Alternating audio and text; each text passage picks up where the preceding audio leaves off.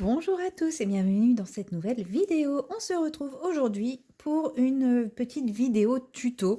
Donc, quand vous verrez cette vidéo, ça sera déjà un moment qu'elle aura été tournée.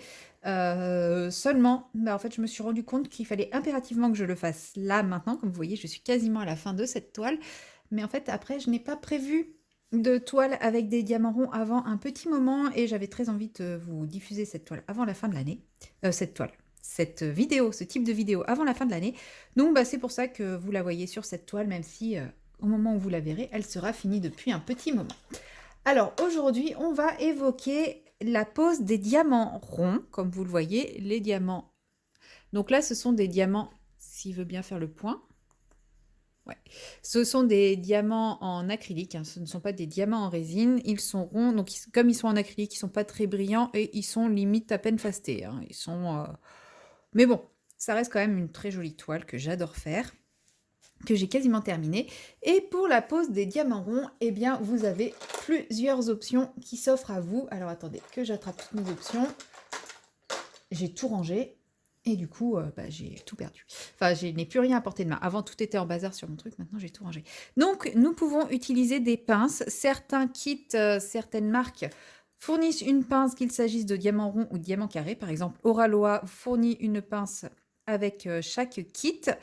Diamond Art Club fournissait les pinces uniquement dans les kits en diamant carré. Et il me semble qu'ils ont arrêté de fournir les pinces dans les kits, dans quel que soit le kit. Donc voilà.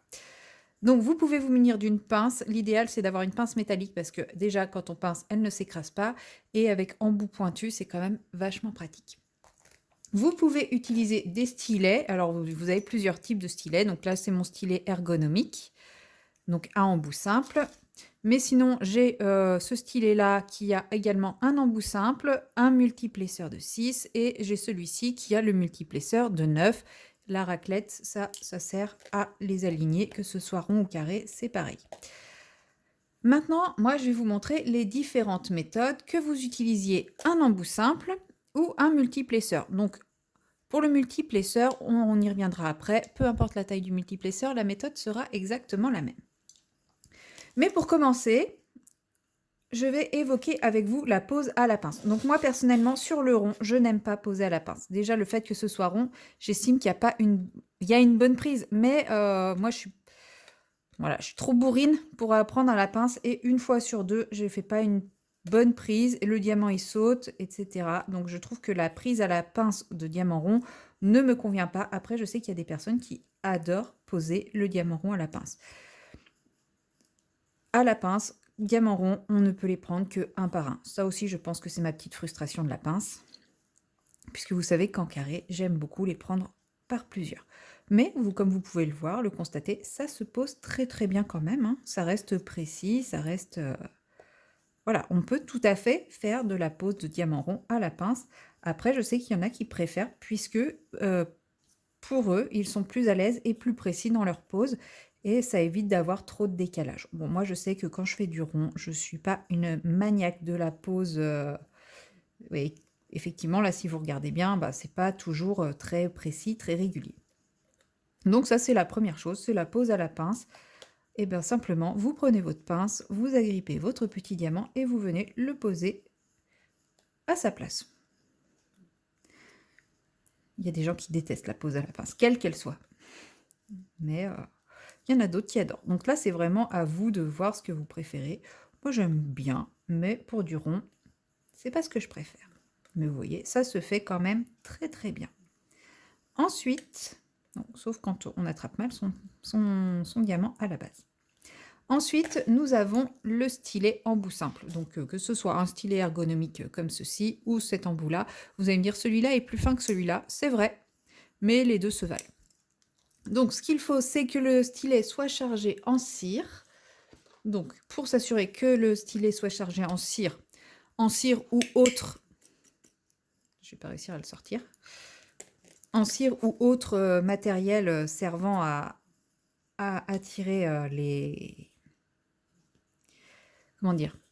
Ou autre matériel servant à retenir les diamants sur le stylet. Donc, c'est simple. Vous décollez pour la cire, en tout cas, enfin pour les petites colles comme ça. Vous décollez l'opercule de protection et vous venez piquer votre stylet à la verticale dans le pain. Et là, normalement, vous avez un petit bout. Normalement, il faut enlever le truc précédent et mettre le nouveau à la place. Bon, là, c'était juste pour vous montrer. C'est pas très grave. Il y en aura deux. Mais sinon, je vais vous montrer. Donc ça, c'est si vous l'utilisez pour la première fois. J'aurais pas dû prendre ce pain de cire là.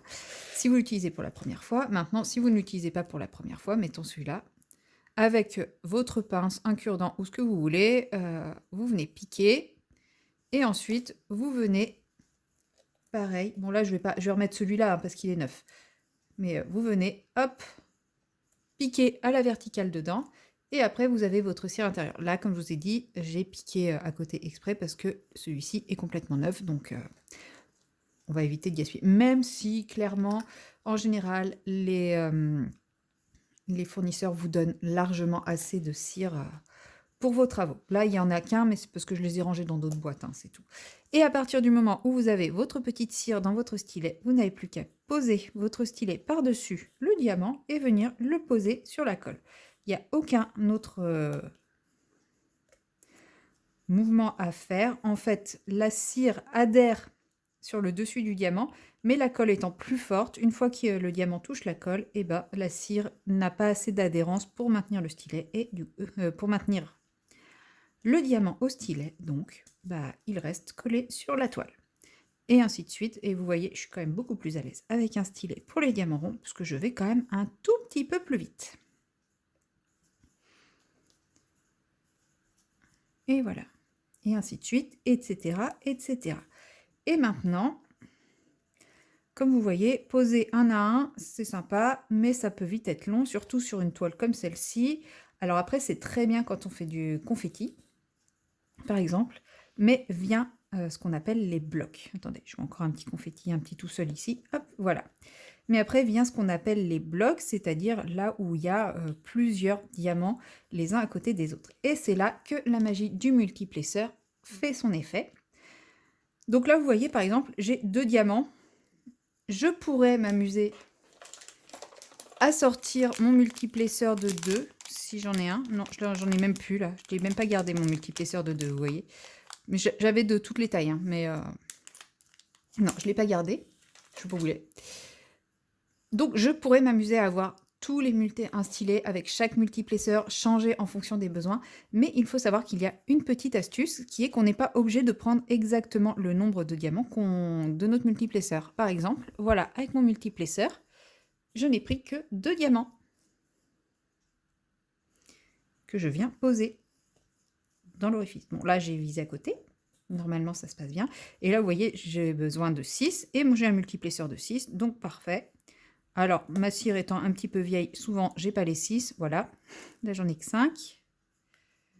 J'en ai que 2, pardon. Là, j'en ai 0. Je vais pas réussir à en attraper. Voilà. Donc là, j'en ai 5. Ben, c'est pas grave. Je viens poser mes 5. Et soit 2 options possibles. Je retourne mon stylet pour prendre un unique. Ou sinon, avec mon multiplesseur toujours, eh ben, je viens prendre le petit unique qui me manque. Et comme ça m'évite de faire 50 000 manipulations. Après, je vois à côté que j'en avais besoin que de 5, donc j'aurais très bien pu poser là également. Alors, je vais essayer de faire des lignes un peu plus belles quand même. On est en vidéo quand même. Donc là, j'ai besoin de 5. Donc, je viens piquer 5 avec mon multiplesseur. Bon, il faut que je change la cire. Hein. Et là, je viens les mettre à leur place. Et voilà. Donc, comme je suis en vidéo, je ne suis pas bien en face, je les pose n'importe comment.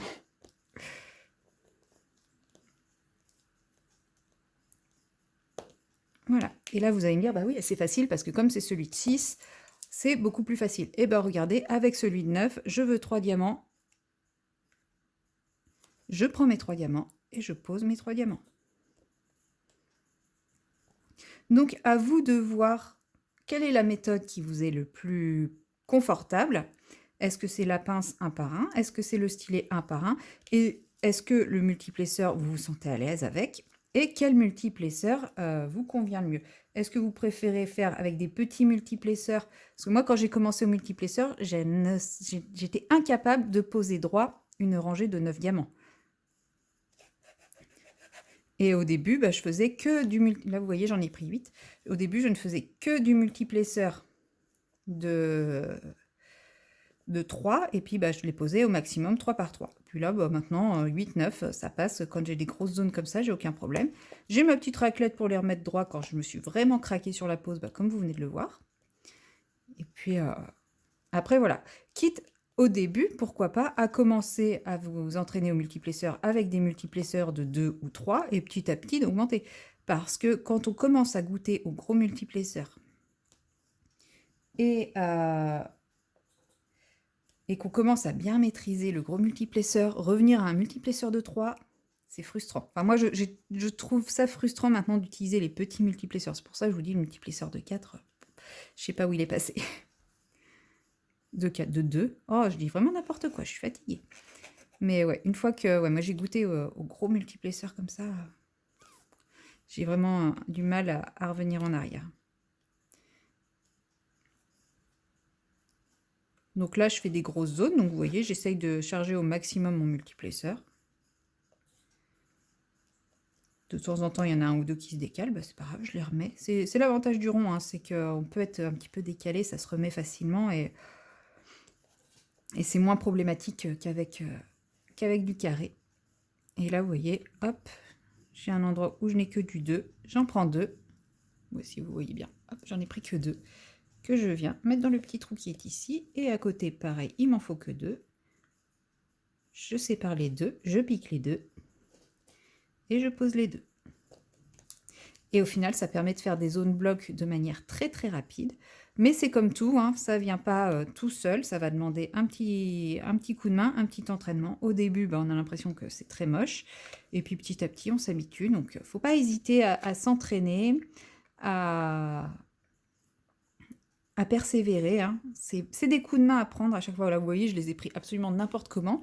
C'est pas grave, regardez, je pose le premier, je pose le deuxième, je pose le troisième et j'aplatis. Comme d'un côté, il n'y avait plus rien qui pouvait attirer les diamants, je pouvais aussi les poser comme je veux.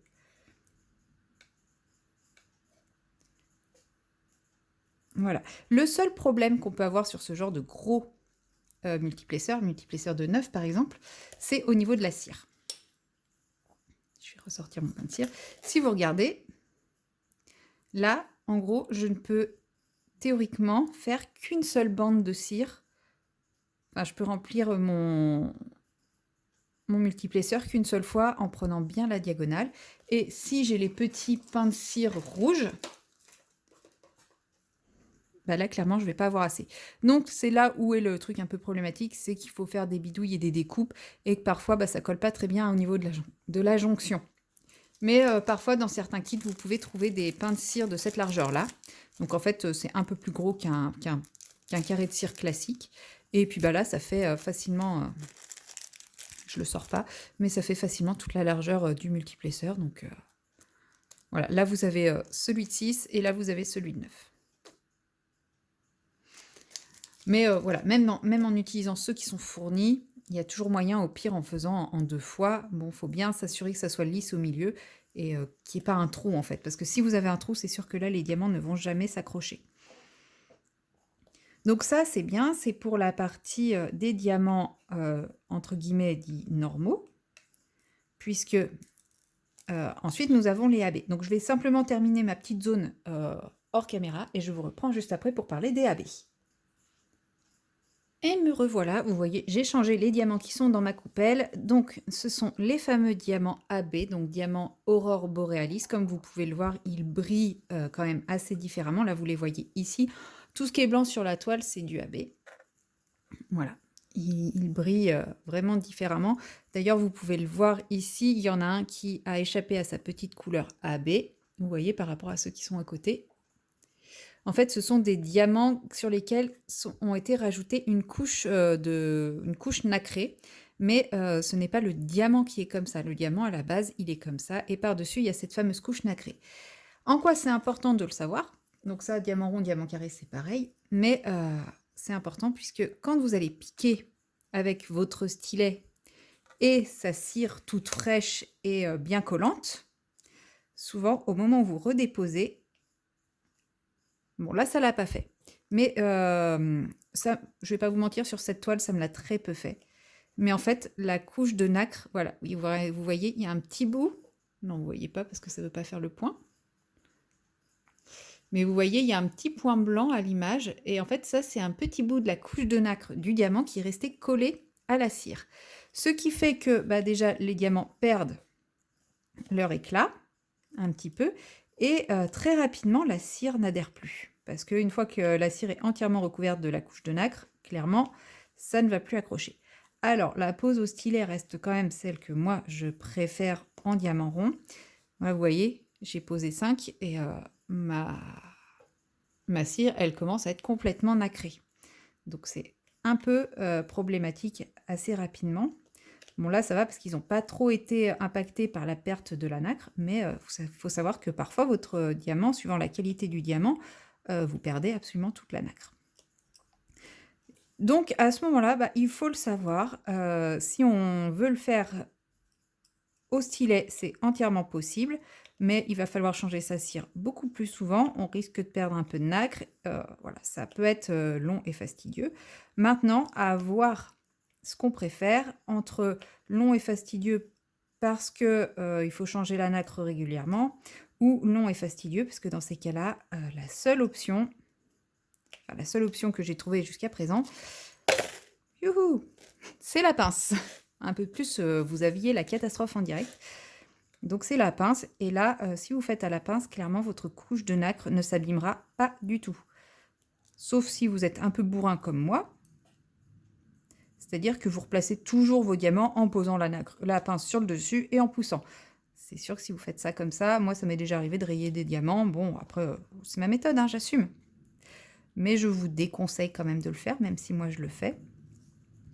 Donc, pour les diamants AB, clairement, tous ceux qui sont seuls, tous ceux qui sont en 1, je les pose à la pince. Parce que au moins, ceux-là, je les abîmerai moins. Après, en fonction de la quantité qu'il y a à poser, là, vous voyez, il y avait quand même un énorme bloc ici. Bah là, je vais pas vous mentir, je l'ai posé au... Il y a un poil de chat ici. Désolée. Je l'ai posé au multiplaceur, donc avec la cire, et on voit il y a des endroits où la couche de nacre, bah, elle a un petit peu été abîmée, mais bon, j'ai pas eu la patience. Je reconnais. Je reconnais. Après, voilà, quand c'est du confetti, je le pose à la pince, et c'est vrai que quand il y a des gros blocs, là, c'est pareil, je pense que je vais utiliser le multiplaceur. Bah, parce que j'ai pas la patience et que j'aime pas le rond à la pince. Mais ça, après, je vous dis, c'est vraiment une histoire de goût, hein. Si vous aimez à la pince, je vous conseille pour les AB de les poser à la pince. Parce que comme ça, vous allez conserver la qualité et la brillance du diamant. Il faut savoir que, comme je vous ai dit, votre cire va s'abîmer beaucoup plus vite si vous utilisez, un stylet ou le multiplaceur. Et que comme vous l'avez vu déjà, au multiplaceur, la cire a tendance à moins accrocher parce que bah, forcément, quand on met tout son poids, toute la pression, et encore, moi je mets pas beaucoup de pression, mais quand on met toute la pression sur un seul diamant, bah, la pression elle est répartie dessus, donc l'adhérence elle se fait bien. Est-ce que je vais le mettre lui ici? Maintenant, quand on a un multiplaceur, surtout quand on ne fait pas des lignes complètes, par exemple, là, il me faut 4. Je vais vouloir en prendre que 4. Ben, même si mon stylet, ma tige de stylet est bien centrale, je sais très bien... Bon, là, mon exemple est raté parce que je suis restée longtemps à appuyer. Donc, bon, j'en ai quand même un qui a réussi à se retourner.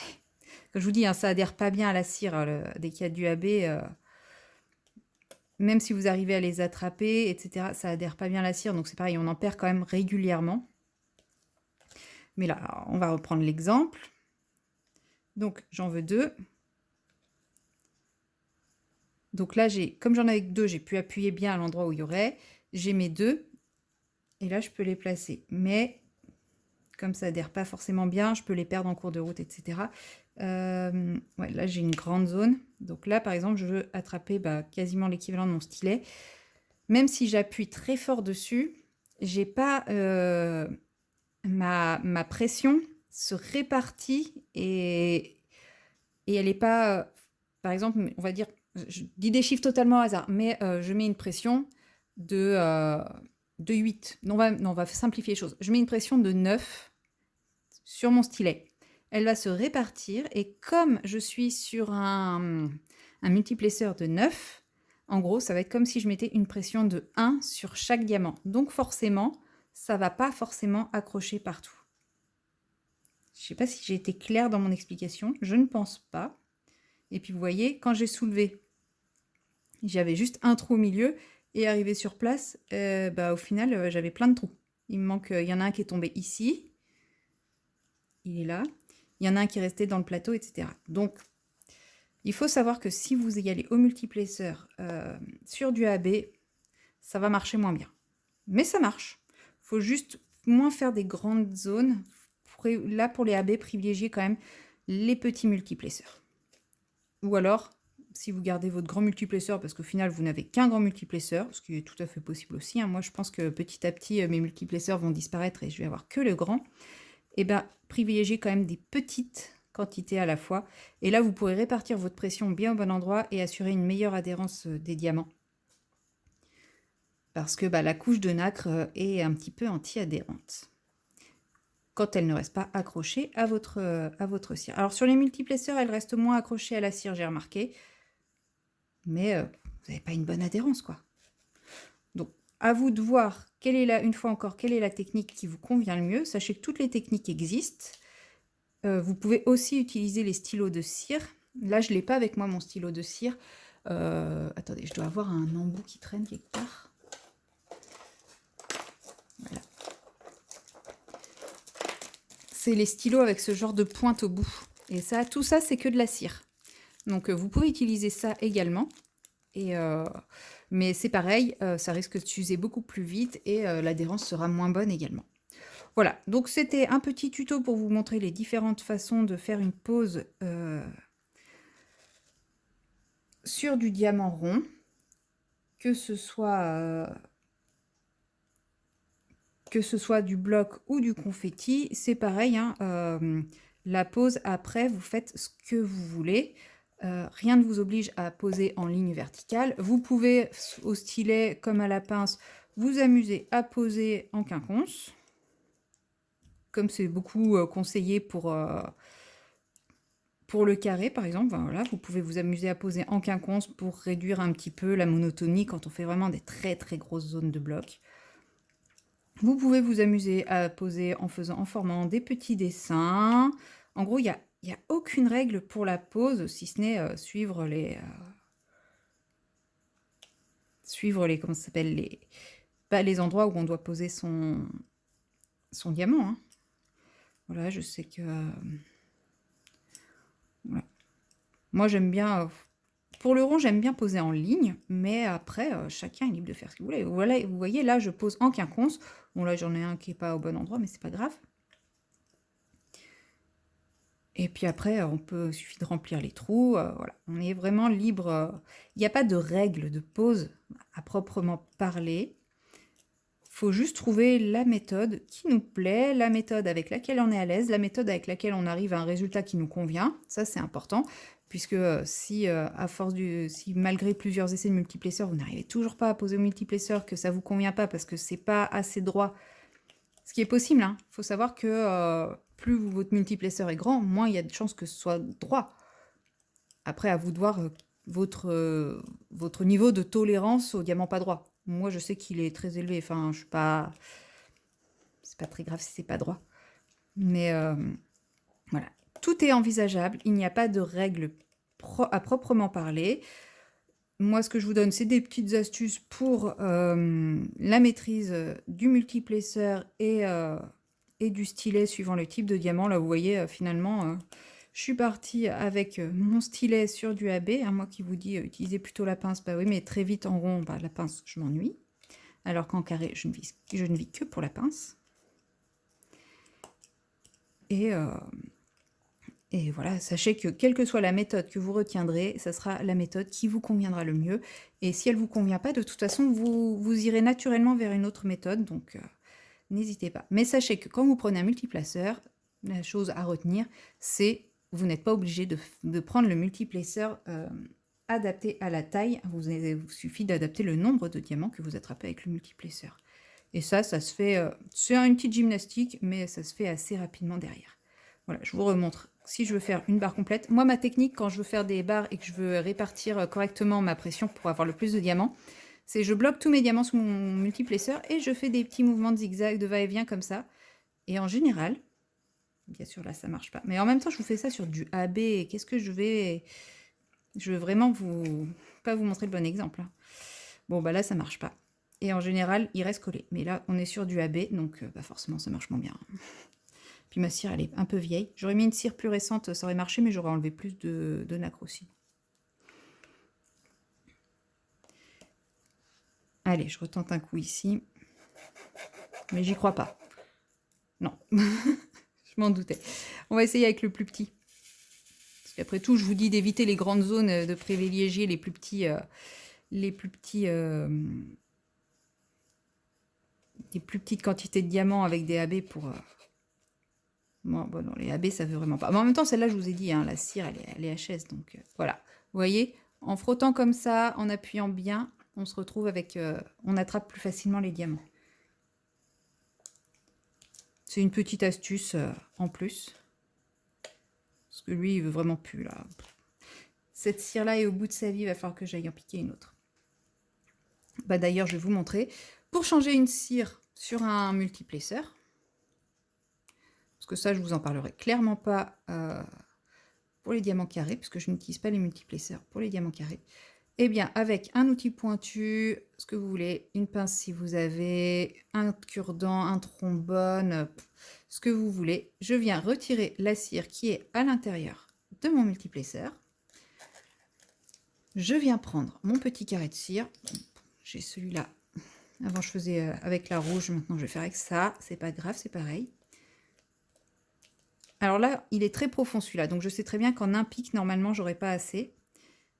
Donc, je me mets bien la verticale. Enfin, là, mon stylet n'est pas à la verticale, mais mon multiplaceur est à la verticale.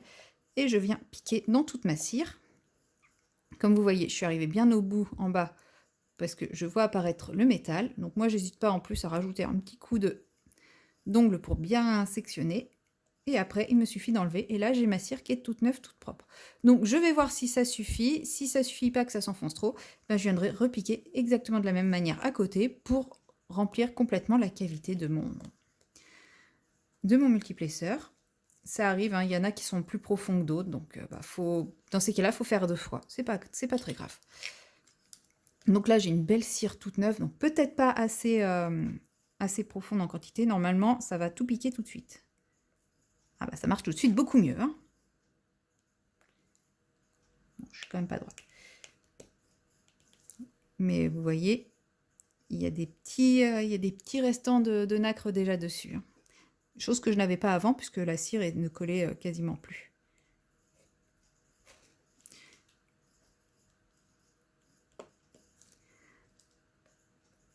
Mais même là, ouais, c'est ce que je disais. Ouais, ça y est, la cire, elle commence à s'enfoncer, donc elle est pas assez profonde, donc il faudra que je repique. Une petite dose de cire. C'est pas très grave, je le ferai plus tard. Là, je vous ai montré les différentes techniques que je voulais vous montrer, donc c'est déjà pas mal. Voilà, c'est tout pour cette petite vidéo. N'hésitez pas à me poser des questions si vous avez des questions à ce sujet ou à d'autres sujets, hein, peu importe. Je suis prête à répondre à toutes vos questions si je possède la réponse. Hein, bien sûr, s'il y a des choses, je ne sais pas tout. Mais n'hésitez pas à me poser vos questions si vous en avez. Si j'estime que ça peut être des questions qui peuvent intéresser plusieurs personnes, eh bien, pourquoi pas m'en servir pour faire de nouvelles vidéos. Mais de toute façon, tant que la vidéo ne sera pas sortie, je vous répondrai quand même dans les commentaires. Et moi, je vous dis à très bientôt dans une prochaine vidéo. Bye bye!